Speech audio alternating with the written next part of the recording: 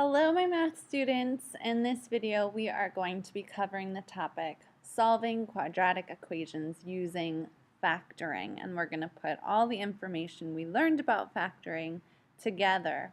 And a lot of times in math, there are these really fancy sounding terms like quadratic equations that can be kind of intimidating, even though in the end, it's really not that difficult. So before we begin, let's make sure we're all on the same page with what is a quadratic equation. What is a quadratic equation? And a quadratic equation, when written in standard form, has a particular form that looks like this: ax squared plus bx plus c equals 0. So why is this in standard form? It's in standard form for two reasons. Number one, it's set equal to 0. And number two, the exponents are decreasing. And you'll notice that the biggest exponent that we have is a squared. That's what makes this a quadratic. So the largest exponent is a squared. The exponents are decreasing. So this is a 2. This is an invisible 1. This one doesn't have a variable with an exponent. And it's set equal to 0. So to solve these, I'm just going to peek ahead.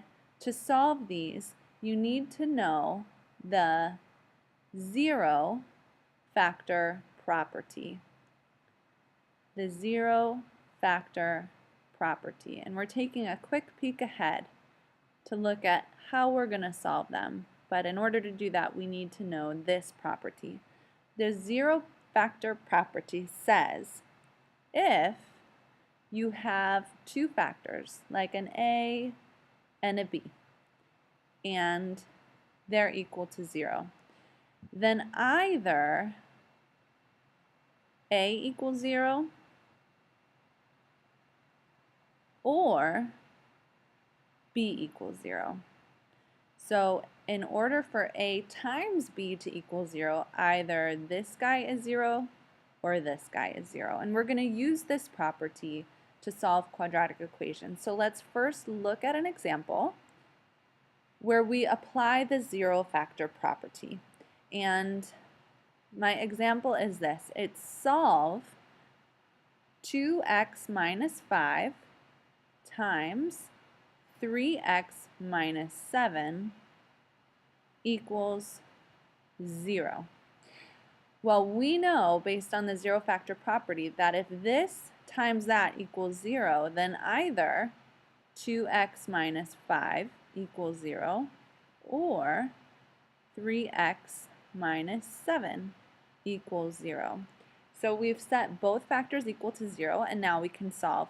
So here we're going to add 5 to both sides so that we have 2x, that crosses out, equals 5.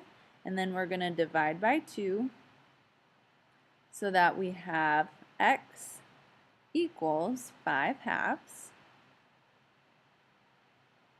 Or we're going to add 7 to both sides. That cancels out, so we have 3x equals 7, and then we're going to divide by 3.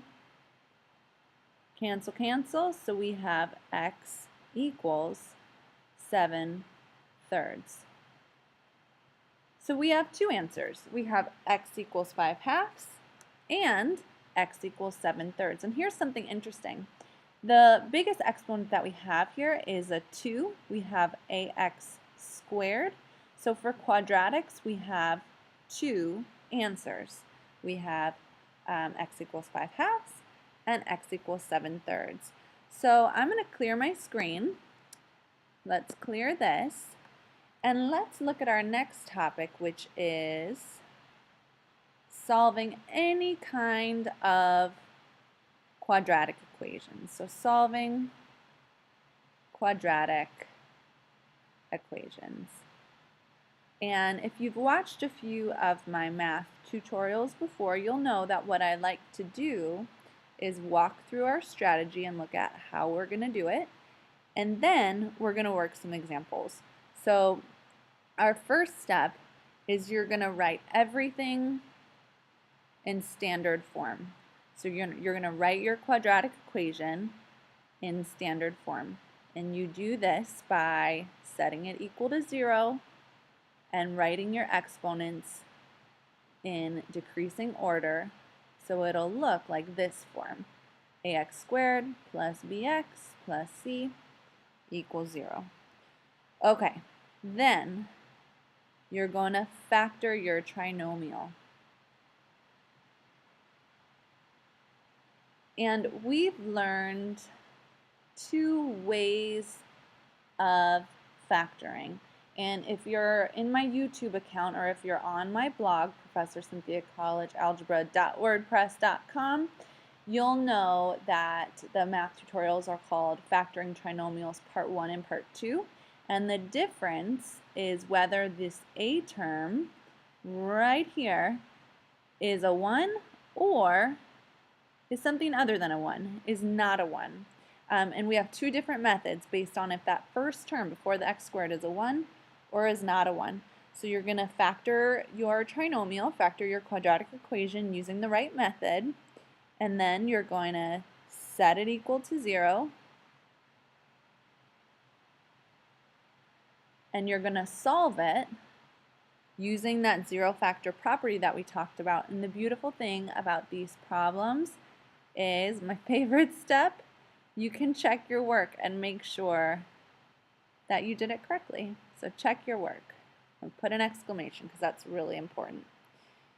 Okay, I'm ready to work through an example. So let's do an example.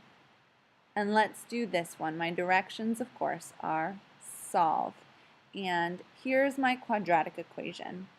X squared plus 11x plus 34 equals 4. Okay, so step 1, write it in standard form. This is definitely not in standard form because this is equal to 4 and I need it to be equal to 0. So I'm going to subtract 4 from both sides and get this in the right form. So I have x squared plus 11x plus 30 equals 0. Because 4 minus 4 is definitely 0. Okay, and then I'm going to factor it. And if you've watched my tutorials, you know that I love doing t-charts. So I'm going to look for my factors, and I'm looking for my factors of 30, and I want them to sum to my middle term, which is 11. And if you want some more help with this, make sure you watch my factoring trinomials video. So I'm going to list out my factors of 30.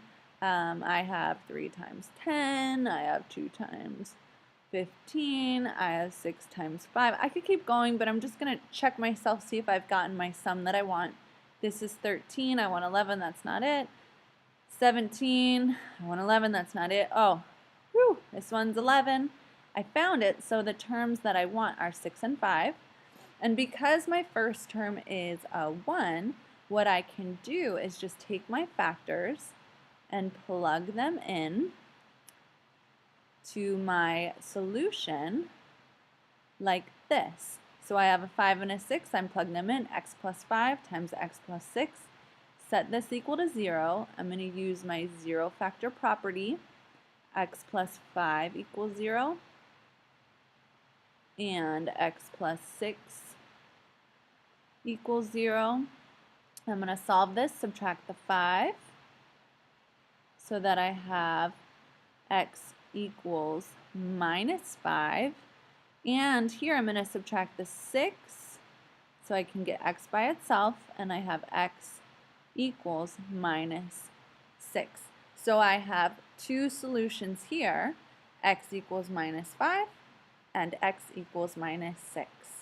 If you have any questions, be sure to send me an email on my blog, ProfessorCynthiaCollegeAlgebra.wordpress.com, and have a wonderful day.